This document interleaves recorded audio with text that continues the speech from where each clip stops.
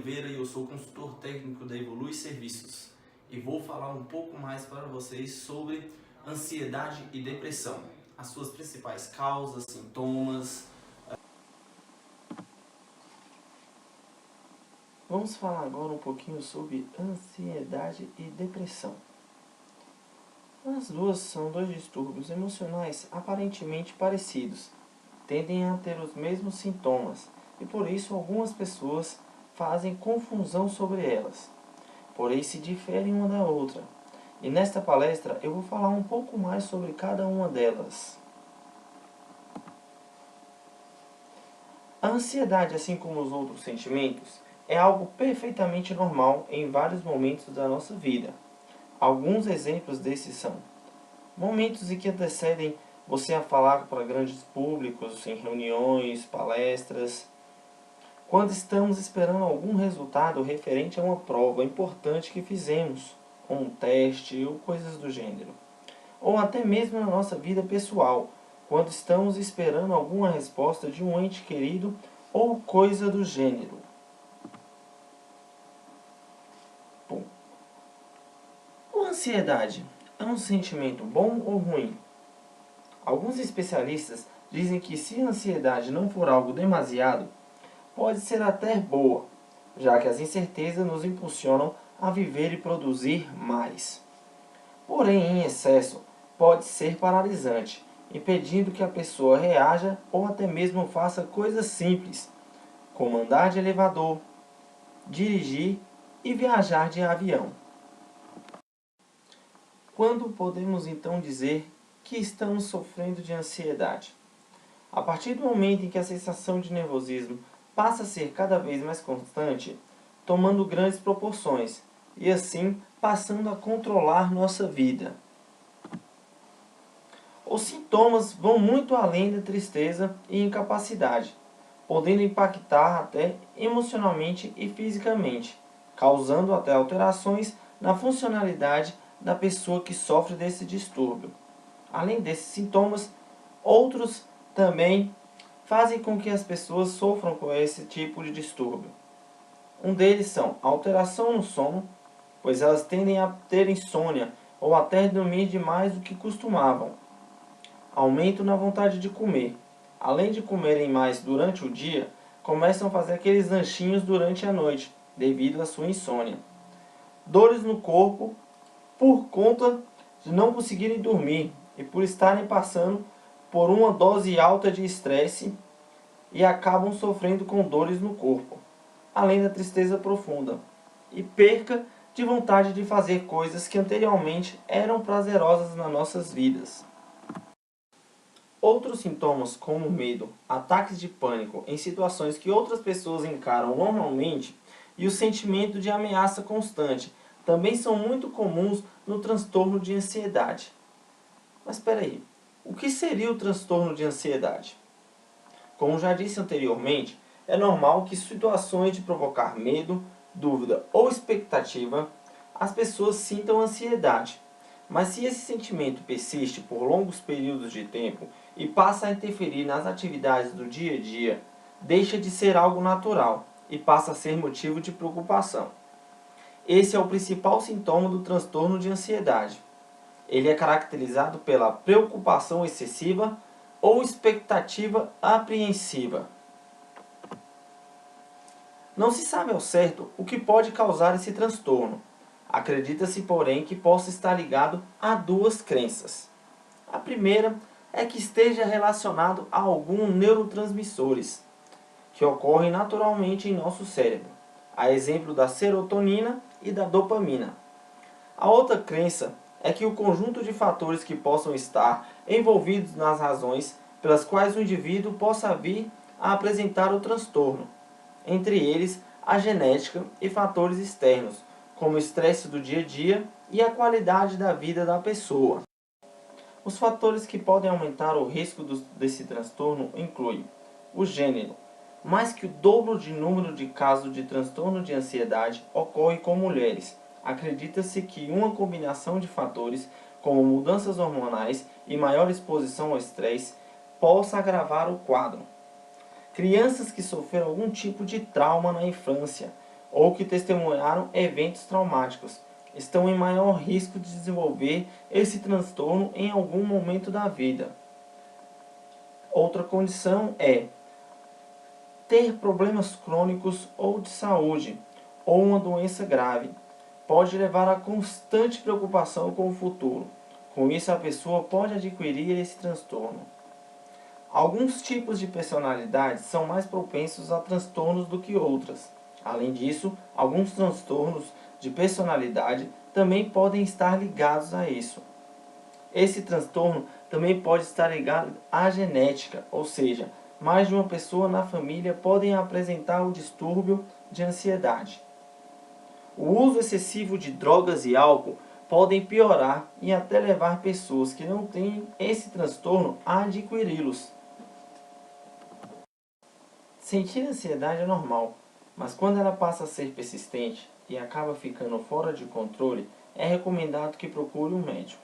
Algumas especialidades que podem diagnosticar o transtorno de ansiedade são a psiquiatria e a neurologia. Estar preparado para a consulta pode facilitar o diagnóstico e otimizar o tempo. Dessa forma, é interessante que já vá para a consulta com algumas informações. Exemplo: histórico médico, informações sobre o seu dia a dia, lista de sintomas e quando eles apareceram. É bastante comum, diante das primeiras manifestações de transtornos, as pessoas procurarem tratamento farmacológicos. Os ansiolíticos, remédios para controle de ansiedade, são amplamente consumidos pela população brasileira. Porém, existem diversas formas de abrandar os sintomas sem a necessidade de intervenção de medicamentos, mudanças comportamentais ou até melhorando hábitos de vida, o tornando mais saudável. Agora vamos falar um pouco sobre a depressão. O que é, o que causa, quais os seus fatores, tratamento, entre outros.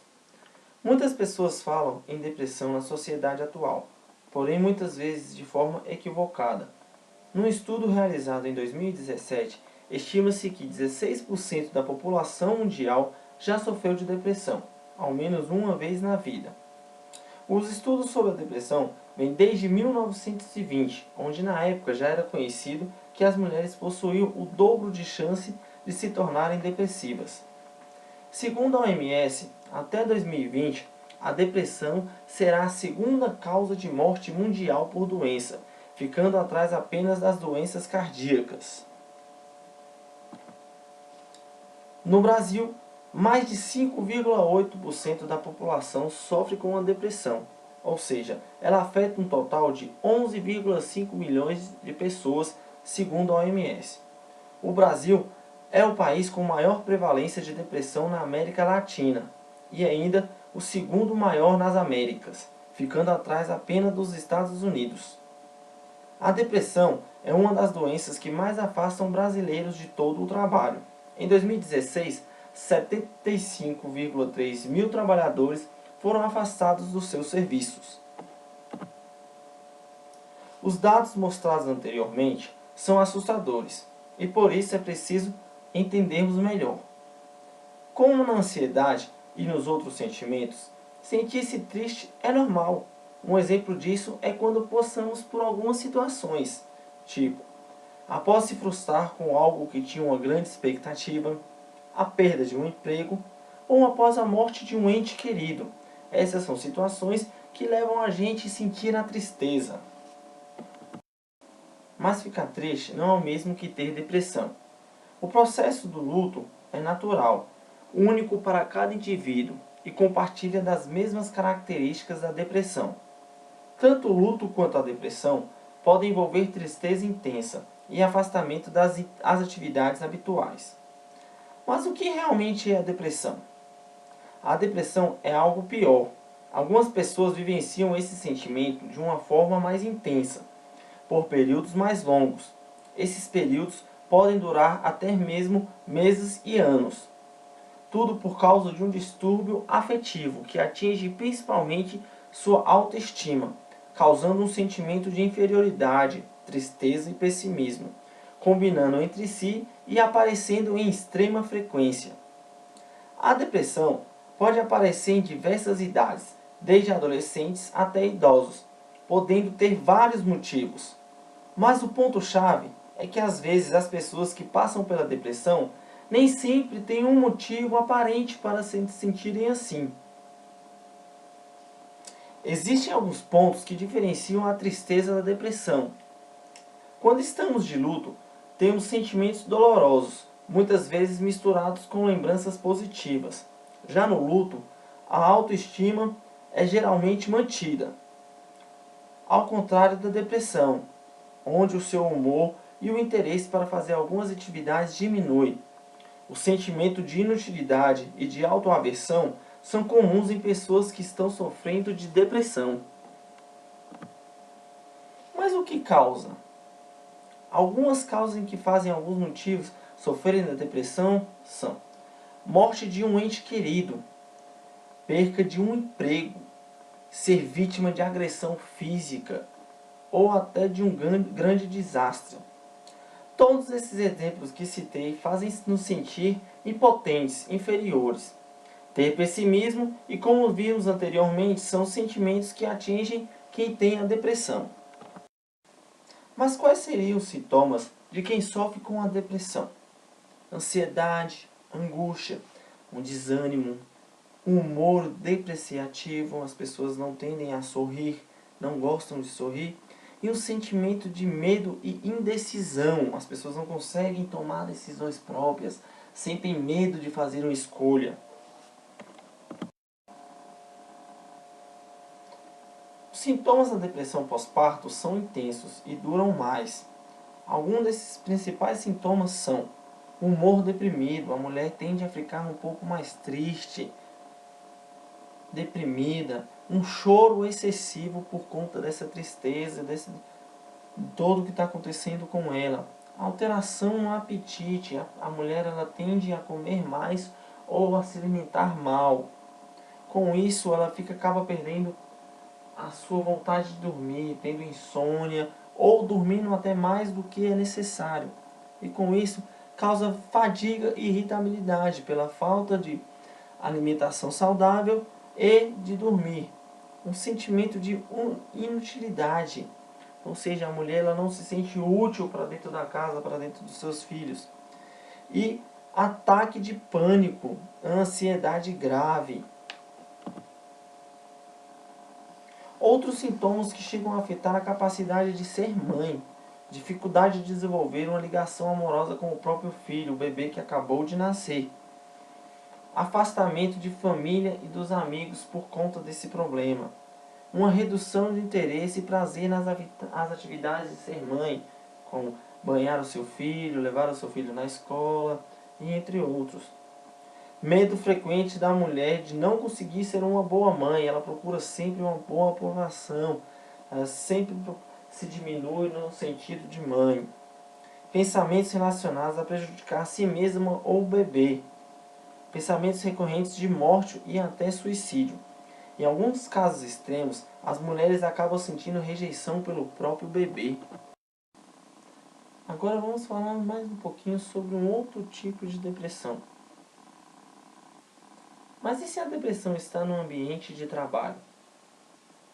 Lidar com a carreira de maneira saudável é uma tarefa que exige capacidade de administrar bem o tempo, as relações, a pressão e o estresse que é ocasionado pelo dia a dia de trabalho, pois situações adversas no trabalho podem ter grande influência no quadro depressivo. Quando essas situações do cotidiano profissional fogem do controle, é possível que o indivíduo desenvolva um quadro depressivo relacionado ao ambiente de trabalho. Para evitar que isso aconteça, é fundamental que as pessoas estejam sempre atentas aos sinais e aos sintomas da depressão adquirida no trabalho. Além disso, é necessário prestar atenção à rotina dentro da empresa, evitando se desgastar ou se cobrar além do que realmente é necessário. Por mais que não se possa afirmar que o trabalho é a causa exclusiva da depressão, já que vários motivos também desencadeiam a doença, como fatores genéticos, biológicos e psicossociais, mesmo assim, o trabalho inclui sim de forma decisiva para o início e agravamento do quadro. Mas como a influência do clima organizacional pode interferir no distúrbio? Com alguns estudos, podemos dividir os ambientes de trabalho em 3 linhas diferentes. Os ambientes negativos podem surgir por influências internas ou externas, o que vão desde crises econômicas até má gestão. É comum encontrar funcionários insatisfeitos e inseguros com relação ao futuro, conversas de corredor e fofocas cada vez mais tóxicas e um clima de pessimismo generalizado. Em um cenário como esse, os empregados não assumem responsabilidades, além de que já possuem, e mesmo assim temem pelos resultados. O sentimento geral é de que nada vai dar certo, mesmo com o esforço de todos. Nos ambientes neutros, o que impera é a apatia. Ninguém se importa em saber para onde as coisas estão caminhando. A ordem é a fazer apenas o que você tem para fazer, e não se envolver demais, seja com o trabalho ou com as pessoas. Críticas e elogios são objetivos raros de se encontrar, já que o sentimento principal é o de que não tenho nada a ver com isso. Do outro lado do espectro, temos os ambientes positivos. Os empregados têm prazer em se relacionar sem julgamentos, com gentileza e deixando cada um fazer o seu melhor. Não é o indivíduo que importa, mas sim o coletivo. Inspiração, produtividade e criatividade são apenas alguns frutos de um cenário como este. Só pelas descrições é possível perceber qual ambiente gera mais problemas para o trabalhador. A OMS diz que a adesão aos princípios dos ambientes de trabalhos saudáveis evita afastamentos, minimiza os custos com a saúde e com a alta rotatividade e aumenta a produtividade em longo prazo, bem como a qualidade dos produtos e serviços. Um estudo realizado na Universidade de Manchester mostrou que as pessoas que se relacionavam com líderes com traços psicopatas ou narcisistas tinham menos satisfação no trabalho e tiveram pontuação alta em uma medida clínica de depressão. Mas quais são os principais sintomas da depressão no trabalho? Irritabilidade, agressividade, dificuldade de concentração, um cansaço excessivo e falta de motivação, queda drástica na produtividade e dificuldades com a memória, insegurança e timidez em excesso e inabilidade para tomar decisões. Mas o que fazer quando acontece isso dentro da sua empresa? Há alguns anos, as doenças psiquiátricas eram ignoradas pelas empresas, que não reconheciam a gravidade e enxergavam apenas como uma tristeza passageira, ou com falta de interesse.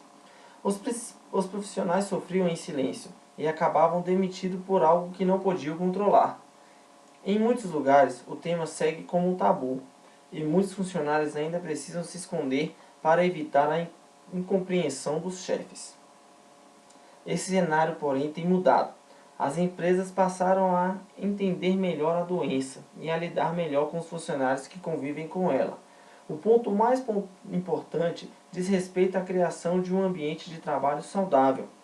Investir em programas de qualidade, incentivar a realização de atividades físicas e criar ferramentas para denunciar os abusos são apenas algumas das ferramentas que podem usar para criar um bom clima organizacional. Mas nada disso afasta a necessidade de acompanhamento profissional. Algumas empresas disponibilizam profissionais especializados a seus funcionários. Quando isso não acontece, é preciso entender o lado de quem sofre com a depressão e encará-lo como realmente é, uma doença que merece cuidados. Mas como lidar com a depressão no trabalho? Geralmente, a depressão é um problema controlado com o uso de farmacológicos, que regulam partes químicas do cérebro. Porém, é importante olhar para os gatilhos emocionais que geraram o transtorno, fazendo ajustes na rotina e na forma com que o profissional lida com a pressão do dia a dia. Se você está passando por este problema, o primeiro passo é procurar ajuda médica o quanto antes para que o quadro não evolua e acabe intensificando os sintomas. Após essa providência, é essencial desenvolver um processo de consciência sobre as próprias emoções. Para administrar de melhor maneira as adversidades, lidar com a pressão do dia a dia de forma mais saudável e evitar doenças como a depressão, é fundamental que se desenvolva sua inteligência emocional. Dessa maneira, você poderá encontrar importantes ferramentas que proporcionarão uma série de habilidades para administrar melhor sua carreira e suas relações profissionais. Ao receber e aceitar as próprias emoções, é possível entender os padrões de comportamento e crenças limitantes que estão impedindo que você leve uma vida saudável. Para todos os casos, o tratamento é o mesmo. Se você está se sentindo deprimido ou está relutante ou envergonhado para admitir isso, é importante falar com um médico. Agende uma consulta, informe-se e procure a ajuda de um profissional especializado. Nestes casos, o psiquiatra e o psicólogo podem ajudar a lidar com os sintomas. A depressão, ela está entre os mais tratáveis dos transtornos mentais. Entre 80% e 90% das pessoas com depressão acabam reagindo bem ao tratamento. Quase todos os pacientes ganham algum alívio de seus sintomas. É importante salientar que a medicação utilizada neste tratamento não tem efeito estimulante em pessoas que não sofrem da depressão. No caso dos antidepressivos, podem produzir alguma melhora na primeira ou segunda semana de uso. Os benefícios completos podem não ser vistos por 2 a 3 meses. Se um paciente sentir pouco ou nenhuma melhora por várias semanas, seu psiquiatra pode alterar a dose da medicação, ou adicionar ou substituir outro antidepressivo. Em algumas situações, outros medicamentos psicotrópicos podem ser úteis. É importante informar ao seu médico se o medicamento não funciona ou se você estiver com efeitos colaterais. Geralmente, os psiquiatras recomendam que o paciente continue tomando a medicação por 6 meses ou mais, depois que os sintomas melhoraram. Esse tratamento de manutenção de longo prazo pode ser sugerido para diminuir o risco de episódios futuros para certas pessoas de altos riscos. Além do uso de medicamento, existem outros tipos de tratamento, como a psicoterapia. Às vezes é usada sozinha para o tratamento da depressão leve.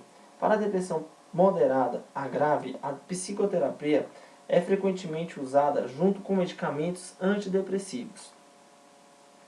Temos também a terapia cognitivo-comportamental. É uma forma de terapia focada no presente e na resolução de problemas. A TCC ajuda a pessoa a reconhecer o pensamento distorcido e depois a mudar o comportamento e pensamentos. Dependendo da gravidade da depressão, o tratamento pode levar algumas semanas ou muito tempo. Em muitos casos, melhorias significativas só podem ser feitas em 10 a 15 sessões. A autoajuda. Há várias coisas que as pessoas podem fazer para ajudar a reduzir os sintomas da depressão. Para muitas pessoas, o exercício regular ajuda a criar sentimentos positivos e melhorar o humor. Obter um sono de qualidade regularmente, mantendo uma dieta saudável. Evitar o álcool, que é um depressivo, também pode ajudar a reduzir os sintomas da depressão. A depressão é uma doença real e a ajuda está disponível. Com diagnóstico e tratamento adequados, a grande maioria das pessoas com depressão superará. Se você estiver com sintomas da depressão, o primeiro passo é consultar um médico de confiança ou um psiquiatra. Fale sobre suas preocupações, solicite uma avaliação completa. Este é o começo para abordar a necessidade da sua saúde mental. Voluntarie-se. O trabalho voluntário e a compaixão podem melhorar sua saúde mental e ajudá-la a viver mais tempo. Um voluntário significa sair do sofá e sair de casa, então nos torna mais fortes e mais aptos fisicamente. Pessoas mais ajustadas fisicamente tendem a lidar melhor com o estresse, o que pode ajudá-las a ter uma vida mais longa e livre da depressão. Conexões sociais podem ser boas para nós. Quando nos conectamos com outras pessoas, abrimos espaço para doar e ajudar o próximo. Isso inclui muito contato visual e sorrisos. Tais interações liberam um hormônio chamado oxitocina, que nos ajuda a ficar mais atentos e cuidar dos outros. E também nos ajuda a lidar melhor com o estresse. O voluntariado é uma boa maneira de conhecer outras pessoas, fazer amizade e unir-se a crenças e objetivos comuns por nós, para dar uma sensação profunda de felicidade, que também está associada à vida mais longas e Então, saudáveis. galera, espero que vocês tenham gostado do conteúdo do nosso slide. Espero ter ajudado bastante vocês. E curtam a nossa página, a Evolui, evoluindo a segurança do trabalho.